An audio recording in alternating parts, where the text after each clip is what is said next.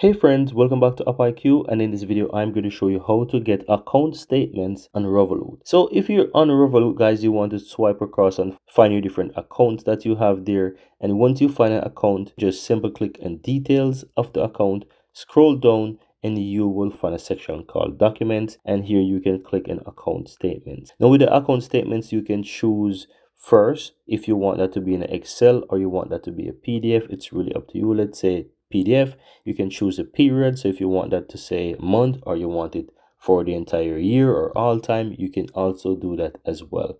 And if there's any account statements available, you will be able to quickly generate, right? So all you have to do is simply tap on generate and you'll be able to get account statement. So that's all that you really have to do guys. Click on generate and you will see that it says generating your document, and it will show you your account statement. As you can see, it says it's ready. It show you, and there you have a full account statement on Revolut. Super easy and super simple guys.